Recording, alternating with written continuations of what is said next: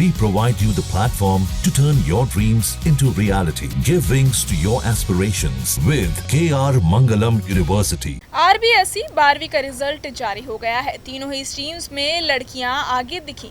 जहां science stream में प्रीति ने 99.80% अंक लाकर टॉप किया, तो वहीं कॉमर्स स्ट्रीम में कंगना 99.20% अंक लाकर टॉपर बनी। बात तो तब बड़ी हुई जब आर्ट्स में 1 या 2 नहीं बल्कि 4 छात्राओं ने टॉप किया। अनुप्रिया राठौड़, प्रगति अग्रवाल, प्रियंका और उर्मिला ने टॉप किया और इन चारों के ही 99.60% नंबर आए हैं। ऐसे में चलिए आपको बताते हैं कि टॉपर्स को इनाम के रूप में कितने रुपए दिए जाएंगे। दरअसल राज्य सरकार की तरफ से मेधावी छात्राओं को प्रोत्साहित करने के लिए विशेष पुरस्कार योजनाएं लागू की गई हैं। छात्राओं को उनकी एकेडमिक परफॉर्मेंस के आधार पर कैश रिवॉर्ड यानी नकद पुरस्कार दिए जाएंगे। ये पुरस्कार 2 योजनाओं के तहत दिए जाते हैं, गार्गी पुरस्कार योजना और एकल या द्विपुत्री प्रोत्साहन योजना।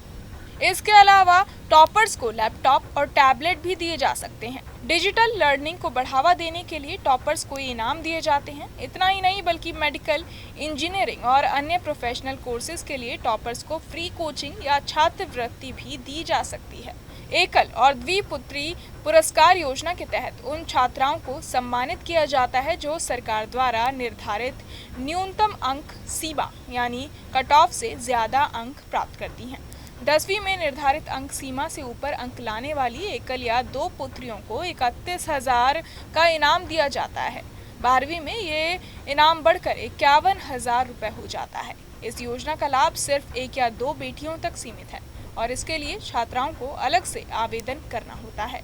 आवेदन प्रक्रिया और बाकी जानकारी राज्य सरकार की आधिकारिक वेबसाइट पर उपलब्ध है। एक और योजना का नाम है गार्गी पुरस्कार योजना। इसके तहत कक्षा 10वीं में 75% या उससे ज्यादा अंक लाने वाली छात्राओं को 11वीं में प्रवेश लेने और पढ़ाई जारी रखने की स्थिति में 3,000 रुपए की प्रोत्साहन राशि दी जाती है। इसके अलावा 12वीं में अच्छा प्रदर्शन करने वाली छात्राओं को 5,000 रुपए का नकद पुरस्कार मिलता है। अब बात करते हैं कि इसके लिए कौन कौन से डॉक्यूमेंट यानी दस्तावेज चाहिए। इसके लिए जरूरी दस्तावेजों में आवेदन पत्र, 50 रुपए के स्टैम्प पेपर पर शपथ पत्र, विद्यालय से अनुशंसा पत्र, जन आधार कार्ड की सत्यापित प्रति, बैंक पासबुक और आधार कार्ड शामिल हैं।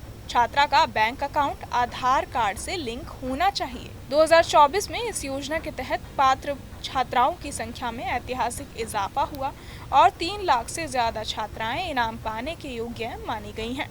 बहरहाल इस पूरी जानकारी को सुनकर आप क्या कुछ सोचते हैं, हमें कमेंट बॉक्स में जरूर बताएं और बाकी तमाम खबरों के लिए सब्सक्राइब करें न्यूज नेशन। न्यूज नेशन अब व्हाट्सएप पर खबरों के ताजा अपडेट के लिए न्यूज नेशन के इस QR कोड को स्कैन करें।